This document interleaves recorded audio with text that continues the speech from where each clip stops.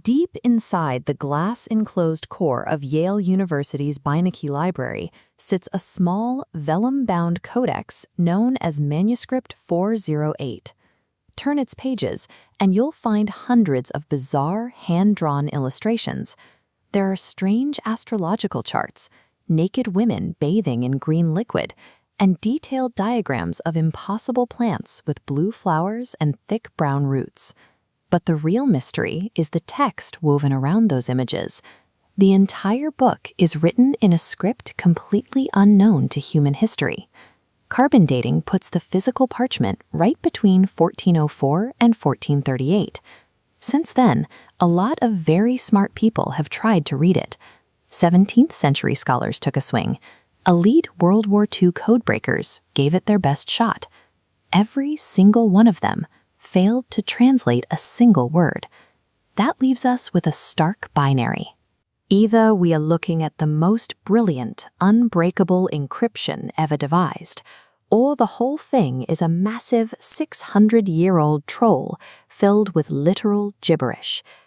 To find out, modern data scientists put that gibberish hypothesis to the test.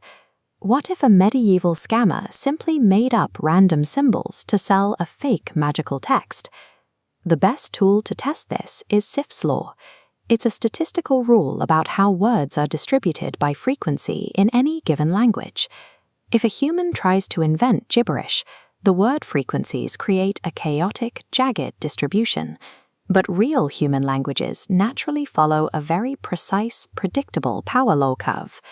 This chart plots word frequency against word rank, and as you can see, the data points for the Voynich script overlap almost perfectly with the expected curves of natural, medium complexity languages.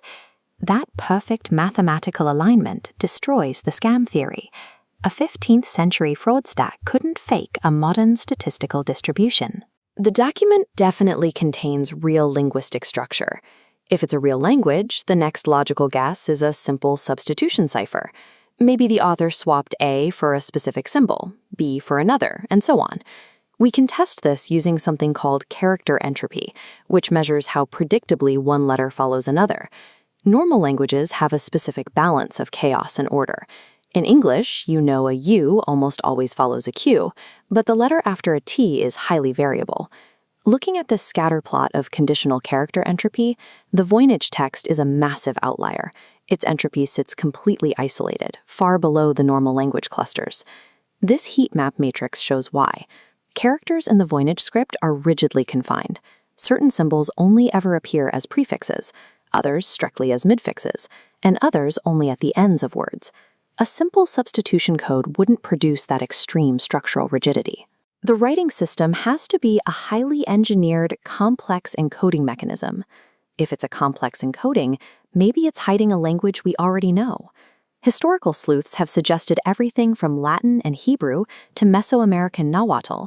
We can cross Nahuatl off the list immediately. Carbon dating places the manuscript in the early 1400s, decades before European contact with the Americas. As for Latin and Hebrew, applying those rules to the Voynich structure falls apart. When linguists force those rules onto the text, they cannot produce a single grammatically correct sentence across all 232 pages. We've ruled out random gibberish, we've ruled out a simple cipher, we've ruled out known historical languages. The data proves this is an encoded, entirely unknown natural language, which leaves us in a deeply frustrating position. We used advanced data science to mathematically prove the language is real, and yet we still cannot read a single word. This massive, shifting labyrinth of 15th century parchment reminds us that the past is an active, shifting puzzle. The Voynich manuscript is a massive cold case. Cracking it requires completely new methodologies that the original creators could never have anticipated. Cracking this code now depends on digital tools like topic modeling and neural networks. It's a challenge for the data scientists and coders who can treat an ancient folio like a raw stream of corrupted data.